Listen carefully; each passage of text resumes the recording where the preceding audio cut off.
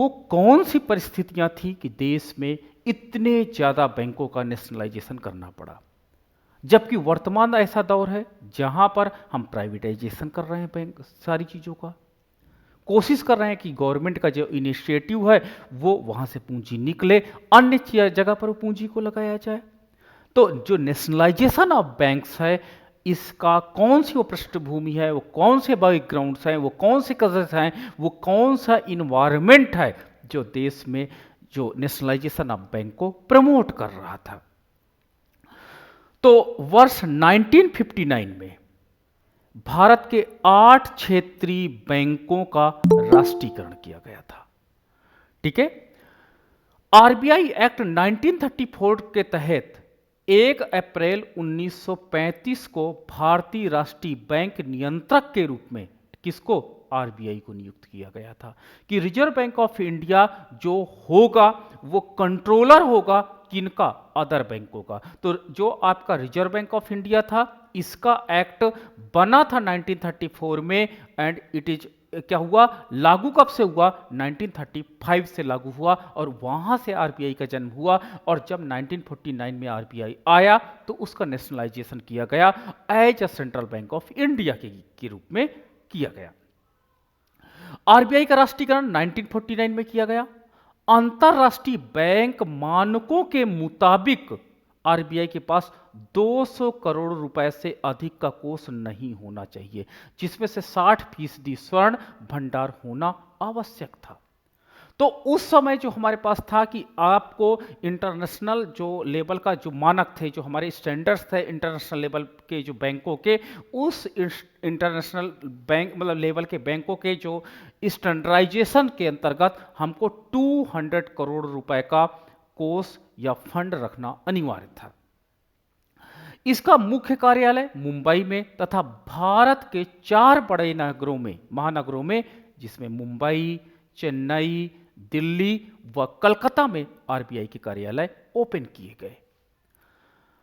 राष्ट्रीयकरण की इसी प्रक्रिया में अंग्रेजी काल से चल रहे इंपीरिकल बैंक को भी वर्ष 1955 में भारतीय स्टेट बैंक के नाम से राष्ट्रीयकरण कर दिया गया, जो भारत का मतलब एक कॉमर्शियल बैंक के रूप में सबसे बड़ा बैंक के रूप में हमारे सामने आ गया। State bank of Hyderabad, state bank of Bikaner and Jaipur, state bank of Indore, state bank of Mysore, state bank of Travancore इसके अधीन बैंक कार्य करते हैं। ठीक है। इसके अतिरिक्त देश भर में 15,000 से अधिक एसबीआई की ब्रांचें वर्तमान में कार्यरत हैं, तो उनको भी ऑपरेट करना इसको जरूरी था। इस प्रकार 19 जुलाई 69 को 14 तथा 1980 को 1980 को 6 प्राइवेट बैंकों को तथा 2017 में स्टेट बैंक ऑफ इंडिया के सभी बैंकों का राष्ट्रीयकरण कर दिया गया था। थोड़ा ये डेटा देख लीजिएगा, बहुत इंपॉर्टेंट डेटा है, हरदम एग्जाम में रिपीट किया गया। ठीक है। 1969 में 14 बैंकों को नेशनलाइजेशन किया गया, 1980 में 6 प्राइवेट बैंकों का नेशनलाइजेशन किया गया, और 2017 में स्टेट बैंक ऑफ इंडिया के जितने स्टेट बैंक ऑफ इंडिया के अदर बैंक थे, सपोर्टिव बैंक थे, उन सारे बैंकों को नेशनलाइज कर दिया गया। ठीक है। यानी 2017 में भी नेशनलाइजेशन का ये प्रक्रिया जारी रही। तो मतलब कहीं ना कहीं हमारे देश में मॉनेटरी सिस्टम को डेवलपमेंट करने के लिए नेशनलाइज बैंकों की संख्या होना बड़े जरूरी था, और उस कदम के अंतर्गत ये कदम उठाया गया। अब भारत में कुल 19 नेशनल बैंक हो गए हैं। जब किसी भी निजी बैंक का स्वामित्व और उसका प्रबंधन सरकार अपने हाथ में लेती है तो इसे नेशनलाइजेशन कहते हैं। और मैंने आपको बताया था कि यदि किसी बैंक के 51% से minimum 51% share government of India ले लेती है तो उसे हम नेशनलाइजेशन की श्रेणी में ला देते हैं। वो बैंक राष्ट्रीयकृत बैंक कहलाता है जिसकी पूरी प्रणाली सरकार के हाथ में होती है, तथा निजी बैंक में 51% से अधिक की हिस्सेदारी सरकार की हो जाती है, तो उसे पब्लिक सेक्टर का बैंक या राष्ट्रीयकरण बैंक कहा जाता है। ठीक है, दो नाम से जाना जाता है। पहला नाम हो जाएगा पब्लिक सेक्टर बैंक, या उसे नेशनलाइज बैंक के नाम से हम लोग पुकारेंगे। बड़े पैमाने पर राष्ट्रीयकरण पहली बार कब हुआ था? 19 जुलाई 69 को इंदिरा गांधी जी की सरकार में हुआ था। ये पूछ लिया एक दो बार एग्जाम्स में, ये भी पूछा गया था किसकी गवर्नमेंट में नेशनलाइजेशन की प्रक्रिया संपादित हुई थी, वो भी सबसे अधिक। तो यहां पर आप बताएंगे कि इंदिरा गांधी जी की सरकार में सबसे ज्यादा बैंकों को नेशनलाइज किया गया था। हालांकि देश में पहला राष्ट्रीयकरण नहीं था, इससे पूर्व भी क्या हुआ था? नेशनलाइजेशन किए गए थे, जिसमें सभी राजनीतिक और आर्थिक विचारकों को प्रभावित किया था और आम जन में चर्चा का विषय बन गया कि आखिर सरकार करना क्या चाह रही है। जो ये प्राइवेट सेक्टर में बैंक काम कर रहे हैं, ये जो लाभ की प्रत्याशा में काम कर रहे हैं, जो बैंक प्राइवेट सेक्टर में अच्छा परफॉर्मेंस कर रहे थे, इनको नेशनलाइज करके गवर्नमेंट ऑफ इंडिया करना क्या चाहती है, ये प्रश्न लोगों पे, राजनीतिज्ञों के मन में, अर्थशास्त्रियों के मध्य में घूमने लगा था। भारत में राष्ट्रीयकरण से पहले भी 1955 और 60 में इंदिरा सरकार द्वारा किए गए पहले राष्ट्रीयकरण में देश में बैंकिंग प्रणाली को पूरी तरह से प्रभावित और बदलने वाला था। इसके पश्चात भारत में बैंकों की दशा दोनों बदल गई। एक तरफ जहां आर्थिक संकेंद्रीकरण पर लगाम कसी गई, वहीं दूसरी तरफ आमजन तक बैंकों की पहुंच सुनिश्चित हो गई। तो देखिए, दो कारण थे बैंकों को नेशनलाइज करने का। मैंने इसके पहले भी आपको रिपोर्ट्स बताई थी कि नेशनलाइज करने का पहला था कि हमारे देश में कुछ पूंजीपति थे और वो पूंजीपति क्या कर रहे थे, उनके पास पूरे देश की पूंजी संकेंद्रित होती जा रही थी, सेंट्रलाइज होती जाती थी। यानी ये बैंक क्या करते थे, इन पूंजीपतियों को ही प्रमोट करते थे, और इन पूंजीपतियों को जब प्रमोट करते थे तो परिणाम स्वरूप ये सारी पूंजी के जो लाभ है, उस पूंजी का लाभ केवल इन्हीं पूंजीपतियों को मिलता था। परिणाम स्वरूप पूंजी का संकेंद्रण, सेंट्रलाइजेशन ऑफ द कैपिटल बढ़ता चला जा रहा था। और दूसरा, आम जन तक जो एक देश के लोग थे, गरीब तबका लोग था, मिडिल क्लास लोग थे, इन तक बैंकिंग की पहुंच नहीं हो पा रही थी। इसलिए गवर्नमेंट ऑफ इंडिया को एक इंपॉर्टेंट काम करना पड़ा। जितने देश में नेशनलाइज बैंक थे, उन बैंकों को नेशनलाइजेशन की प्रक्रिया में शामिल करना पड़ गया। इंदिरा गांधी जी की सरकार द्वारा बैंकों के राष्ट्रीयकरण करना इतना आसान नहीं था। ठीक है, इसमें कई तरह के राजनीतिक व कानूनी अड़चने आई, परंतु इन सब के बावजूद इंदिरा गांधी सरकार का एक बड़ा और साहसिक निर्णय लेने में सफल रही और भारत में बैंकों का राष्ट्रीयकरण हुआ और राष्ट्रीयकृत बैंकों की संख्या 19 हो गई। इसमें कुछ बैंक क्या होते थे, राष्ट्रीयकरण के बाद मर्ज हो जाते थे, आपस में एक दूसरे को विलय कर दिया जाता था, इसलिए इसकी संख्या क्या होती थी, टाइम टू टाइम चेंज होती रहती थी। तो उस समय ऐसी आर्थिक परिस्थितियां बनी हुई थी कि एक सरकार द्वारा बैंकों को नेशनलाइज करना एक कठिन काम होता था, जबकि इंदिरा गांधी जी ने अपने कार्यकाल में यह कठिन काम भी तेजी से संपादित किया। 1967 में इंदिरा गांधी पहली बार प्रधानमंत्री बनी। तब एक और दावेदार थे जिनका नाम था मोरारजी देसाई था, जो पूर्व में जवाहरलाल नेहरू की सरकार में वित्त मंत्री रह चुके थे और इस बार वे प्रधानमंत्री इंदिरा गांधी की सरकार में बतौर वित्त मंत्री फिर से शामिल हुए थे। ठीक है, तो यानी जो ये हमारे मोरारजी देसाई जी थे, इनको वित्त मंत्री यानी इनको मनी सिस्टम, पूरी अर्थव्यवस्था का बहुत अच्छे से नॉलेज था और उन्होंने इस प्रकार का प्रपोजल लाया होगा। तब भी क्यों? क्योंकि उनको अनुभव था कि कहीं ना कहीं जो हमारा मॉनेटरी सिस्टम है प्रॉपर वर्क इसलिए नहीं कर पा रहा है क्योंकि ये प्राइवेट सेक्टर के बैंक है और प्राइवेट सेक्टर को हम ज़्यादा अधिक ऑर्डर्स या हमारे ऑर्डर्स के अनुरूप ये काम नहीं कर रहे थे। तो परिणाम स्वरूप क्योंकि इनको बहुत अच्छा अनुभव था, इसलिए इन्होंने इस तरह का एक प्रपोजल रखा। जब बैंकों का राष्ट्रीयकरण की तैयारी चल रही थी कि देश में बैंकों को नेशनलाइज कर दिया जाए, उसी समय मोरारजी देसाई ने इंदिरा गांधी सरकार के इस फैसले पर अपनी नाराजगी जाहिर करते हुए अपने पद से इस्तीफा दे दिया और यह घटना राष्ट्रीयकरण के अध्यादेश के ठीक 3 दिन पूर्व की थी, जिसके बाद इंदिरा गांधी ने ही वित्त मंत्रालय भी संभाला। क्योंकि उस समय मैंने बताया ना कि टास्क कठिन था। ठीक है, पेपर में काम करना अलग बात होती है, जमीन पर काम करना अलग बात होती है, क्योंकि लोग नाराज बहुत हो जाते हैं। जब लोग नाराज बहुत अधिक हो जाते हैं तो वही कार्य इनके साथ हुआ कि जब वित्त मंत्री जी नाराज हो गए तो वित्त मंत्री जी नाराज होने के परिणाम स्वरूप यह हुआ कि उन्होंने इस्तीफा दे दिया। अब इस्तीफा के बाद क्या हुआ कि दूसरा कोई व्यक्ति तैयार नहीं हुआ होगा कि एक काम करते हैं, वित्त मंत्रालय जैसा इतना डिफिकल्ट जो विभाग है उसको कौन संभाले, तो उसको प्रधानमंत्री जी ने अपने अंडर में पुनः ले लिया और उसके आधार पर उन्होंने ये काम किया, और वो भी नेशनलाइजेशन वाला काम जो देश में मॉनेटरी सिस्टम को संपादित करने के लिए बहुत इंपॉर्टेंट उस समय रहा है। 19 जुलाई 1969 को इंदिरा गांधी सरकार द्वारा बैंकों के राष्ट्रीयकरण के एक अध्यादेश, जिसको कहते हैं बैंकिंग कंपनीज ऑर्डिनेंस, ये याद रखना किस अध्यादेश के अंतर्गत हुआ था, तो ये पूछा जाता है एग्जाम में, बैंकिंग कंपनीज ऑर्डिनेंस के माध्यम से कर दिया गया, जिसके संबंध में देश के सर्वोच्च न्यायालय में एक रिट प्रस्तुत की गई। और जैसे अभी देखिए होगे, जब डिमोनेटाइजेशन हुआ तो उस समय भी लोगों ने काफी ज्यादा रिट लगाई। रिट का मतलब होता अपने तरफ से दावेदारी करना कि आपने आम जनता के लिए गलत किया या हम इससे संतुष्ट नहीं हैं, तो आप अपने पक्ष को सुप्रीम कोर्ट में रख सकते हैं कि नहीं हम इससे असंतुष्ट हैं या हमको ये प्रॉब्लम है। तो रिट का मतलब होता है एक प्रकार की पहल करना, जो कोई भी ऐसी चीज लगती है कि नहीं वो हमारे अनुरूप नहीं है, तो आप अपनी बात को रह सकते हो और कोर्ट उस पर सुनवाई करेगी, आपको बताएगी कि आखिर ये क्या है, जो उन्होंने ये पॉलिसी को इंप्लीमेंट किया उनके साथ मिलकर के। 10 फरवरी 1970 को सुप्रीम कोर्ट ने, देखो जब हमारे पास 1969 में नेशनलाइजेशन हुआ तो 10 फरवरी 1970 को सुप्रीम कोर्ट ने इस राष्ट्रीयकरण की प्रक्रिया को दोषपूर्ण बताते हुए इसे अवैध घोषित कर दिया। अब देखिए चैलेंज प्रधानमंत्री जी के सामने कितना था। आज हम उस बैंकिंग सिस्टम का बहुत अच्छा बेनिफिट ले रहे हैं।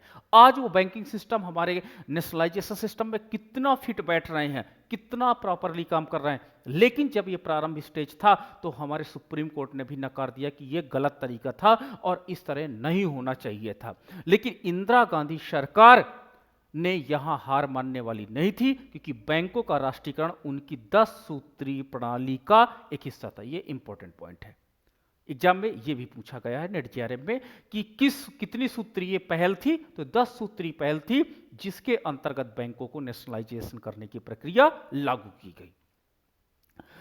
इस कानूनी जद्दोजहद के बाद सुप्रीम कोर्ट के निर्णय के परिप्रेक्ष्य में 14 फरवरी 1970 को एक बार फिर से अध्यादेश जारी किया गया और इस बार इसे 26 फरवरी को संसद से पारित भी कर दिया गया, जिसके बाद 31 मार्च को इस बार अध्यादेश पर राष्ट्रपति के हस्ताक्षर हो गए और आखिर बैंकों के राष्ट्रीयकरण को सरकारी एवं कानूनी अनुमति मिल गई। क्योंकि जब हमारे राष्ट्रपति जी ने उस पर साइन कर दिया तो साइन करते ही वो अब धरातल पर आ चुकी थी। यानी जो हमारा एक्ट था, जो हम नेशनलाइजेशन करने का जो पेपर था, ड्राफ्ट था, वो अप्रूवल हमको मिल चुका था क्योंकि राष्ट्रपति जी के उस पर साइन हो चुके थे।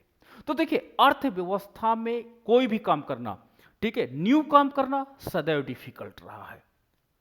ठीक है, न्यू काम करना डिफिकल्ट इसलिए रहा, 1991 में मैं आपको बता दूं कि उस समय जब कंप्यूटर प्रथम बार लॉन्च किया गया तो भारत में इसका बहुत ज्यादा विरोध किया गया।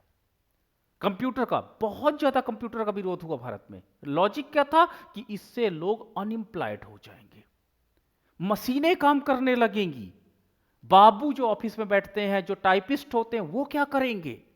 लेकिन आज देखिए सरकार ने देश में इतने विरोध होने के बावजूद कंप्यूटर को देश में लाए 1991 के बाद, और देश में कंप्यूटर आने के बाद आज शायद सरकार के लिए सबसे बड़ा मजबूती क्या का पक्ष क्या है, कंप्यूटरीकृत।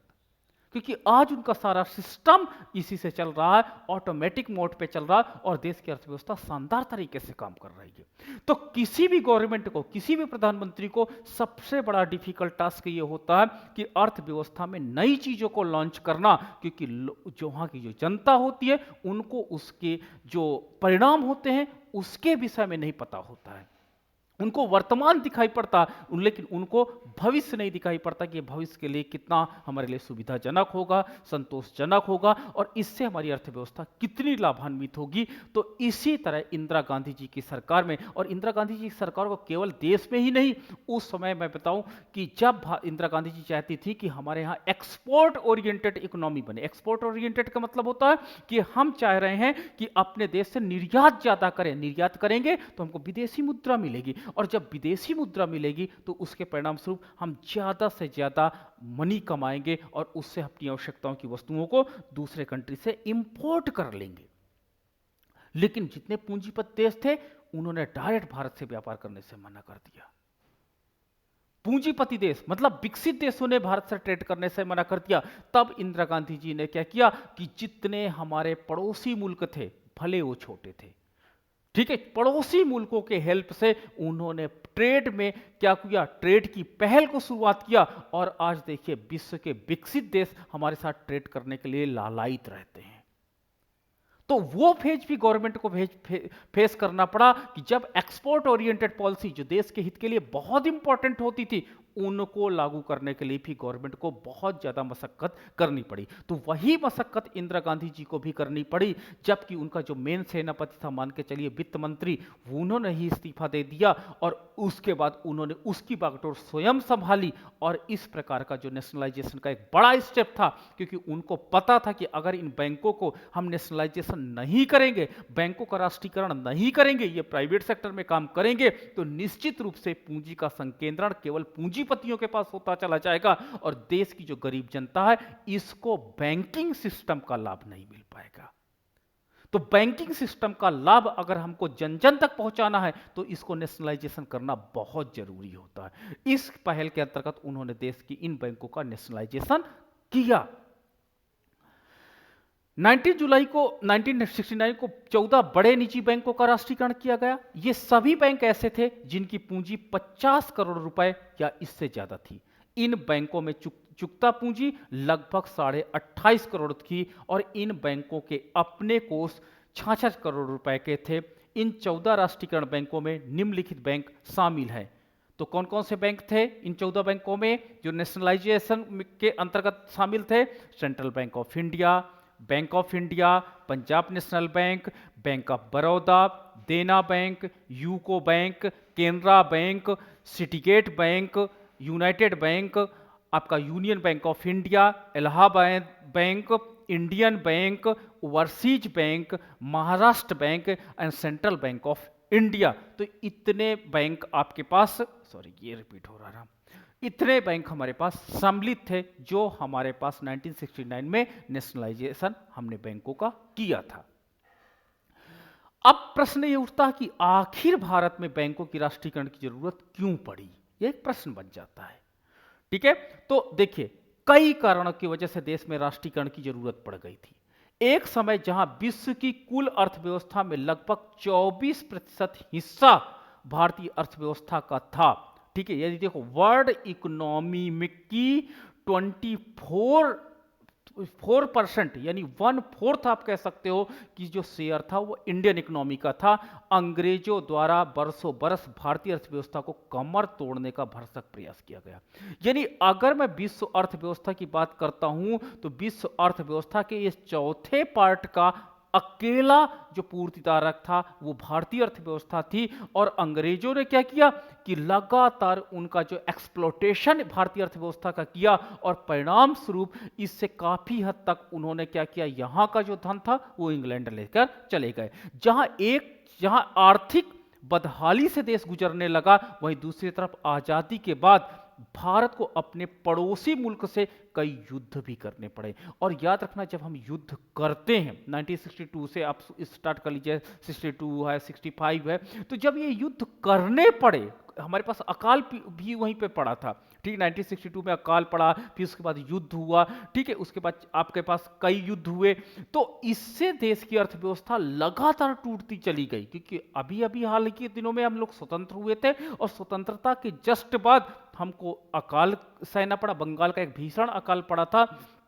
और उसके बाद हमारे पास क्या हुआ कि पड़ोसी मुल्कों ने हम पर युद्ध कर दिया था। तो जिससे भारतीय अर्थव्यवस्था की जो रही सही कसर थी और कमर टूटती चली गई, तो अर्थव्यवस्था पूरी तरह से लड़खड़ा गई थी। और इसी बीच एक ऐसे प्रधानमंत्री की आवश्यकता थी जो इस फैलती अर्थव्यवस्था को थाम सके।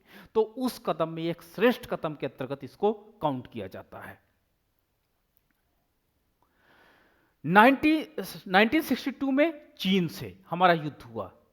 ठीक है, ये याद रखिएगा, इंडियन इकोनॉमी में जो मॉनेटरी फेज था क्यों हुआ? 1962 में चीन से हमारा पहला युद्ध हुआ, 65 में पाकिस्तान से युद्ध हमको करना पड़ा।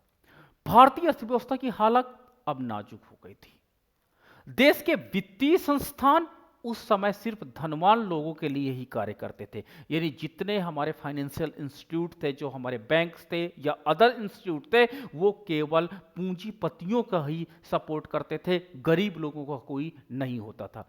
इसके अलावा देश की एग्रीकल्चर सेक्टर, इंडस्ट्रियल जो सेक्टर्स थे, ये भी संकट से गुजर रहे थे, क्योंकि इनको भी मनी की आवश्यकता थी। और सारा का सारा मनी जब पूंजी संकेंद्रित हो जाएगा, वार या अकाल जैसे विभीषिका में लग जाएगा, तो निश्चित रूप से अर्थव्यवस्था में अन्य सेक्टर बहुत ज़्यादा प्रभावित होंगे। और इस संकट से उबरने का एकमात्र रास्ता था इनको पूंजी उपलब्ध कराना, ताकि अर्थव्यवस्था पुनः पटरी पर आ सके। और ये पूंजी उपलब्ध कराने का तरीका हम कैसे खोजें, जिससे कि अपना प्रबंधन बेहतर कर सकें। लेकिन सरकारी खजाने में इतना दम नहीं था कि सरकार अपने पास से पैसा ले और उस पैसे को क्या हो, अर्थव्यवस्था में, एग्रीकल्चर सेक्टर में, इंडस्ट्रियल सेक्टर में लगा सके, अकेले इनको संकट से उबार सके। इसलिए इंदिरा गांधी सरकार ने आम जन का पैसा बैंकों तक पहुंचा सके। अब देखो, आम जन का पैसा राष्ट्र के प्रगति में लगाने के लिए एक ही तरीका बचा था कि हम बैंकों को नेशनलाइज कर दें। अगर प्राइवेट सेक्टर के बैंकों के माध्यम से हम आम जन के पैसे को पहुंचाने का प्रयास करते तो शायद हम सफल ना हो पाते, क्योंकि प्राइवेट सेक्टर के बैंक बिना हमारे, जब देश के बैंक मतलब प्राइवेट सेक्टर के बैंक क्या होते हैं, उनकी जब निजी क्षेत्र में काम करते हैं तो वो अपने हिसाब से विवेक से कार्य लेते हैं और तब हमारी पॉलिसी के अनुसार काम करें या ना करें, कोई कंपलसरी नहीं होता है। तो इसलिए आम जन तक हमको अपना पैसा पहुंचाना था, देश की प्रगति में हम आम जन के पैसा को लगाना चाह रहे थे, इसलिए सरकार ने राष्ट्रीयकरण का सहारा लिया था। तो ये पॉइंट तो क्लियर हो गया कि आखिर उस समय की स्थितियां बहुत नाजुक थी। और मैं बताऊं, 1962 के बाद आपने देखा होगा, एक तरफ तो चीन चाइना से हमारा युद्ध चल रहा था और वहीं पर यहां पर भी भीषण अकाल पड़ा था। उसके बाद 1966-7 में आपने देखा होगा हरित क्रांति लॉन्च की गई थी। हरित क्रांति इसलिए लॉन्च की गई थी तीसरी पंचवर्षीय योजना में, ताकि अर्थव्यवस्था को हम कोई ना कोई बेस प्रोवाइड कर सकें, ताकि हम एग्रीकल्चर सेक्टर में जो हमको अनाज अमेरिका से आयात करना पड़ता है, उस अनाज को अब हम क्यों आयात करें, क्यों ना हम देश में अपना उत्पादन बढ़ाएं। अब हरित क्रांति को सफल होने के लिए भी तो बैंकों को हमको आवश्यकता थी।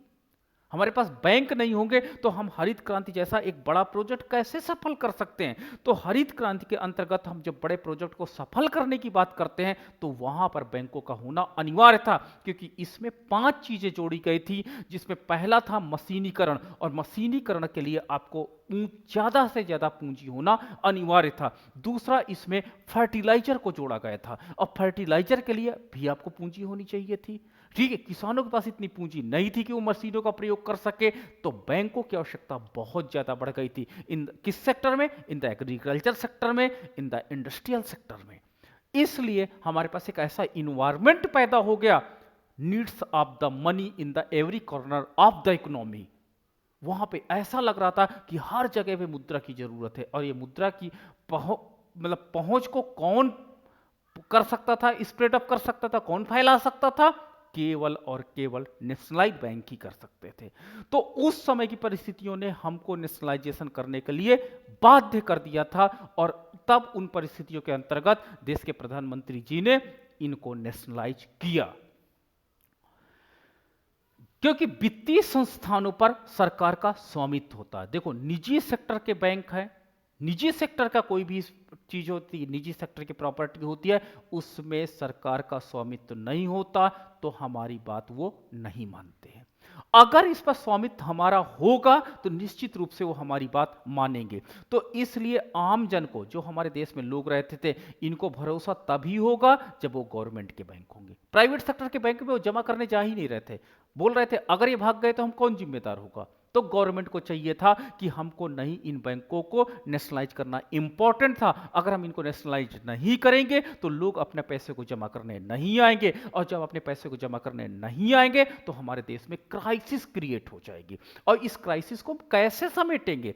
अर्थात तात्कालिक हालातों के पैसे डूबने के डर के कारण जनता बैंक में अपना पैसा नहीं रखती थी, क्योंकि अर्थव्यवस्था की हालत बहुत खराब थी। अगर सरकार को, जनता को यह लग रहा था कि अगर अर्थव्यवस्था की इस तरह कमर टूटती रही तो हमारा पैसा लैप्स ना हो जाए। इस परिस्थितियों को ध्यान में रख करके नेशनलाइजेशन जैसा कदम उठाया गया। संकट के समय गुजरती हुई अर्थव्यवस्था में वित्तीय संस्थानों की हालत बहुत खराब थी, और देश में डूबते बैंकों के साथ जनता का पैसा भी लगातार डूबता जाता था। 1951 में जहां देश में 400 वाणिज्यिक बैंक थे प्राइवेट सेक्टर में, ऐसे नहीं कि गवर्नमेंट सेक्टर में, 400 कॉमर्शियल बैंक थे 1951 में, यानी जब हमारा देश स्वतंत्र हुआ। देश स्वतंत्र होने के तीसरे या चौथे साल जब ये का डेटा है। 1947 से लेकर के 1955 तक देश में 360 बैंक तकरीबन बंद होने की कगार में थे। अब देखो रिपोर्ट कि निजी क्षेत्र के बैंक लगातार फेल्ड होते चले जा रहे थे। ठीक है, 400 कॉमर्शियल बैंक में से 360 कॉमर्शियल बैंक बंद होने के कगार पे थे। अब आपको समझ में आ रहा होगा कि अगर मैंने पैसा इस बैंक में रखा तो निश्चित रूप से ये बैंक मेरा पैसा लैप्स कर जाएंगे। इसलिए लोग, आम जन लोग क्या कर रहे थे? बैंकिंग सेवाओं का प्रयोग ही बंद कर दिए। अब उनको बैंकिंग आदत डलाने के लिए हमको करना क्या पड़ेगा? निश्चित रूप से हमको नेशनलाइजेशन करना पड़ेगा। सरकार को बोलना पड़ेगा कि हम तो है ना जिम्मेदार, आपको जिम्मेदारी पैसा की लेते हैं, आप पैसा इसमें जमा करिए, क्योंकि लोगों को बैंकिंग हैबिट्स खत्म हो गई थी वहां पर। तो ऐसी परिस्थितियों के अंतर्गत सरकार को काम करना पड़ा, यानी 40 बैंक हर साल बंद हो रहे थे। इससे अर्थव्यवस्था नाजुक हालातों से गुजर रही थी, जो भारतीय बैंकिंग प्रणाली को, इंडियन बैंकिंग सिस्टम के लिए बहुत संकट का समय था। और इसी कारण आमजन इन वित्तीय संस्थानों पर भरोसा नहीं कर रही थी और गवर्नमेंट को आगे आना पड़ा नेशनलाइजेशन के बहाने। इंदिरा गांधी सरकार की पहले राष्ट्रीयकरण की सफलता को देखते हुए, क्योंकि पहला राष्ट्रीयकरण 1969 में जब हुआ तो ये काफी सक्सेस रहा, भले इसका देखो विरोध काफी ज्यादा हुआ। ठीक है, मैंने बोला ना, नई चीज का विरोध निश्चित रूप से जनता करती है, लेकिन जब वो सफल हो जाती है तो सब एप्रिशिएट करते हैं। ठीक है, तो उसी सफलता को देखते हुए 1980 में इंदिरा गांधी की सरकार ने एक और बार फिर से 6 बैंकों का राष्ट्रीयकरण करने का फैसला लिया, क्योंकि जब नेशनलाइजेशन 14 बैंकों का किया गया तो उससे अर्थव्यवस्था काफी अच्छी संभल गई। लोगों ने बैंकों का प्रयोग करना चालू कर दिया, लोगों ने वहां पे खाते खोलना चालू कर दिए, और जब लोगों ने खाते खोलना चालू कर दिया तो निश्चित रूप से बैंकों के पास मनी आने लगा, और जब बैंकों के पास मनी आने लगा तो बैंकों की स्थिति सुदृढ़ होने लगी, बैंकों ने लोन देना चालू किया और मनी अर्थव्यवस्था में स्प्रेड अप होने लगी, फैलने लगी। और जब मनी फैलने लगी तो निश्चित रूप से अर्थव्यवस्था क्या हो गई? ग्रो करने लगी।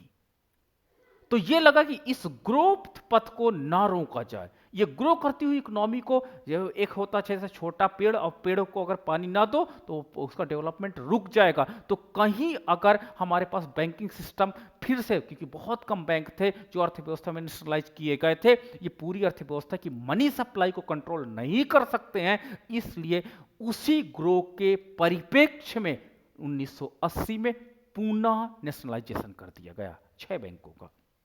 ठीक है, जिनकी पूंजी 200 करोड़ रुपए से अधिक थी। अर्थव्यवस्था उदारीकरण, निजीकरण, वैश्वीकरण की अवस्था से पहले 4% की वृद्धि दर से आगे बढ़ रही थी, यानी इकोनॉमिक ग्रोथ हमारी थोड़ी सी तेज हो गई थी। अब राष्ट्रीयकरण का सकारात्मक क्या प्रभाव पड़ा? ठीक है, पॉजिटिव इफेक्ट क्या देखने को मिला? अर्थव्यवस्था के खस्ता हालातों को देखते हुए राष्ट्रीयकरण जैसे बड़े फैसले धरातल पर उतरना और अर्थव्यवस्था में एक बड़ा बदलाव आना राष्ट्रीयकरण की एक बहुत बड़ी सफलता मानी जाती है। और राष्ट्रीयकरण मैं बताऊं इतना ज्यादा सफल हुआ कि आज अगर हम किसी बैंक से कह देते हैं कि नहीं अब आप सरकार चाहती है कि आप अपने निजी क्षेत्र में काम करो, तो शायद अब जन आक्रोश हो जाता है। अब लोग रोड पर उतर आते हैं, हड़ताल पर उतर आते हैं, नहीं नहीं हमको नहीं जाना प्राइवेट सेक्टर में, हम नेशनलाइजेशन सिस्टम में ही काम करेंगे। ठीक है, तो उस समय नहीं पता था कि इसका बेनिफिट क्या था, तो क्योंकि हमारा जो नेशनलाइजेशन करना इतना सफल रहा और देश के विकास में जो बैंकिंग प्रणाली थी इसको बहुत इंपॉर्टेंट माना गया। बड़े परिवर्तन की बात करें तो भारत में वित्तीय समावेशन काफी हद तक बढ़ा, फाइनेंशियल इंक्लूजन, ठीक है, जो हमारे देश में मनी फ्लो था वो सभी तक उसका बेनिफिट पहुंचा। और 1969 में जहां देश भर में लगभग 8,000 बैंक की शाखाएं थी, कब 1969 में देखो, वहीं यह आंकड़ा बढ़कर 1994 में 60,000 हो। अब देखिए, एक तरफ तो 1951 का दौर था जब बैंक लगातार 40 बैंक रोज मतलब हर साल बंद हो रहे थे, और आप देखिए नेशनलाइजेशन के बाद 1969 में पहला नेशनलाइजेशन हमने किया और उसके बाद देखिए जहां पर 8,000 बैंक की शाखाएं थी अब 60,000 हो गई, 60,000 हमारी शाखाएं बढ़ गई। कहीं ना कहीं बैंक बेनिफिटेड होने लगे, बैंकों के एसेट्स बढ़ने लगी और बैंक का रोल इंपॉर्टेंट होने लगा और बैंकिंग सिस्टम तेजी से हमारा डेवलप होने लगा। और 2014 तक भारत में बैंक की शाखाएं तकरीबन 1,15,000 पहुंच चुकी हैं वर्तमान में। यह एक बहुत बड़ा परिवर्तन है और एक अद्वितीय सफलता भी मैं इसको कह सकता हूं, जिसके कारण आम जन तक बैंकों की पहुंच संभव हो पाई है। राष्ट्रीयकरण से पहले बैंकों की ज्यादातर शाखाएं कहां थीं? केवल शहरों में थीं, आपने देखा होगा। अब 2014 तक 1,15,000 शाखाओं में से 43,000 शाखाएं इस समय ग्रामीण भारत में काम कर रही हैं। तो कहीं ना कहीं नेशनलाइजेशन का बेनिफिट हुआ। अब सेंट्रलाइज सिस्टम समाप्त होकर के विकेंद्रीकृत व्यवस्था बैंकों ने अपनाया, शहरों को बेनिफिट दिया और उसके साथ ही साथ गांवों को भी बेनिफिट करने लगे, जो देश अर्थव्यवस्था में बहुत बड़ा योगदान करने लगी। बैंकों के राष्ट्रीयकरण के पश्चात बैंक भारत में सामाजिक आर्थिक विकास की धुरी बनकर के उभरा है। देखो, सामाजिक और आर्थिक दोनों विकास की धुरी बन गए इस समय। तमाम लोक कल्याणकारी योजनाएं वित्तीय समावेशन की सफलता से ही संभव हो पाई। ठीक है, वित्तीय समावेशन का मतलब क्या होता है? जन जन को मुद्रा के लाभ को पहुंचाना वित्तीय समावेशन है, फाइनेंशियल इंक्लूजन है। ठीक है, आज देखिए वृद्धा पेंशन योजना बैंक के माध्यम से मिल रही है, स्टूडेंट को स्कॉलरशिप बैंक के माध्यम से मिल रही है, एलपीजी सिलेंडर की सब्सिडी बैंक के माध्यम से मिल रही है, आपके किसानों को जो बेनिफिट होता है 2000 का मिलता है वो बैंक के माध्यम से मिल रही है, विधवा पेंशन योजना बैंक के माध्यम से मिल रही है, और अन्य कई प्रकार की लोक कल्याणकारी योजनाएं जो देश की जनता के लिए बनाई गई हैं उनको बैंक के माध्यम से लाभान्वित कराया जा रहा है। तो इसे हम कह सकते हैं कि जो भारत सरकार की कल्याणकारी योजनाएं थी, टॉयलेट का पैसा आता है बैंक में आता है, आपके होम बनाने का पैसा आता है बैंक में आता है। इस प्रकार पहले एक ही नाम के कई व्यक्ति गांव में हुआ करते थे। सुरेश नाम का मान लीजिए एक व्यक्ति नहीं, गांव में 10 व्यक्ति होते थे। एक सुरेश का पैसा आया, पैसे दूसरे सुरेश ने ले लिया, लीजिए ढूंढते रहिए कौन सुरेश था, ओरिजिनल पैसा किसका आया। फाइनेंशियल इंक्लूजन ने, बैंकिंग सिस्टम ने कहीं उसी व्यक्ति को लाभान्वित किया जो उसका हकदार था। एक प्रकार का जो मिसलीडिंग ऑफ द इकोनॉमी था उसको समाप्त इसने कर दिया, जो व्यक्ति का अधिकार था उसको उनका अधिकार दिलाया। फाइनेंशियल इंक्लूजन सक्सेस रहा, जितने जन जन लोग थे उन्होंने बैंक का लाभ लिया, जिसके माध्यम से दी जाने वाली राशि सीधे लक्षित व्यक्ति के खाते तक पहुंच जाती थी। क्योंकि पहले बढ़ते भ्रष्टाचार और लीकेज की समस्या, लीकेज का मैंने बताया, सुरेश नाम का व्यक्ति 4 है, आया एक व्यक्ति का पैसा, दूसरे ने भनक नहीं होने दिया, उसने अपने नाम को प्रूफ कर दिया कि आई एम द सुरेश और उसने पैसे ले लिए। यही प्रॉब्लम स्कॉलरशिप में आती थी, यही प्रॉब्लम आपके पास यूरिया सब्सिडी में आती थी, यही प्रॉब्लम भारत की सरकार की जितनी भी लोक कल्याणकारी योजनाएं चल रही थी उन सारे में आती थी कि दूसरे व्यक्ति के नाम से पास होता था और दूसरा व्यक्ति उनका लाभ लेकर के चला जाता था। तो जो लक्षित व्यक्ति था वो लक्षित व्यक्ति उसके लाभ से वंचित रह जाता था। लेकिन बैंकिंग सिस्टम ने आज आपको कितना बेनिफिटेड कर दिया है। आज आपके नाम से अगर कोई पॉलिसी बनती है, अगर आपके नाम से कोई सरकार लाभ देती है तो वो सीधा आपको ही लाभ मिलता है, अन्य व्यक्ति को उसका लाभ का पार्ट नहीं जाता है। तो that is called financial inclusion कहा जाता है। फाइनेंशियल इंक्लूजन की पॉलिसी है, इंक्लूज किया गया उसको। राष्ट्रीयकरण का प्रभाव इससे आंका जा सकता है कि प्रधानमंत्री जनधन योजना, आपने नाम सुना होगा, जनधन योजना के अंतर्गत 2018 तक 31 करोड़ खाते खुल चुके हैं। 31 करोड़ जो अकाउंट है वो ओपन हो चुके हैं। इवन मैंने गांव में परिवारों के हर व्यक्ति के नाम का एक खाता अवश्य देखा है। क्यों? अगर कोई कहते महिला मां बनने वाली है तो सरकार उसको बेनिफिट बैंक के माध्यम से देती है। कोई बच्ची जन्म लेती है, सुकन्या का लाभ बैंक के माध्यम से देती है। यानी जन जन तक को बैंक से लाभान्वित करने का कहीं ना कहीं लक्ष्य सरकार ने रखा। और सरकार ने लक्ष्य रखा लेकिन भ्रष्टाचार और लीकेज की समस्या का शिकार ना हो जाए, इसलिए उसको आधार से भी वेरीफाइड करवाया। आधार से वेरीफाइड कराना बहुत जरूरी था, क्योंकि एक व्यक्ति, एक नाम के कई व्यक्ति होते थे और कहीं ना कहीं भ्रष्टाचार और लीकेज का वो शिकार हो जाता था।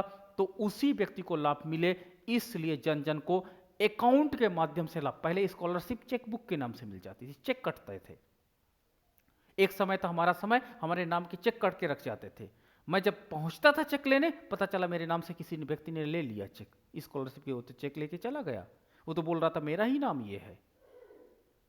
परिणाम स्वरूप यह लीकेज था सिस्टम में, और इस लीकेज को बैंकिंग सिस्टम ने समेट दिया। ठीक है। वर्तमान में जैसे मनरेगा है, मनरेगा में एक व्यक्ति किसानी करता है, दूसरे व्यक्ति के खाते में जा सकता था, लेकिन नहीं, आधार से हम वेरीफाइड करेंगे ताकि फाइनेंशियल इंक्लूजन के अंतर्गत वही व्यक्ति लाभान्वित हो जिस व्यक्ति का, जो व्यक्ति कार्य कर रहा है।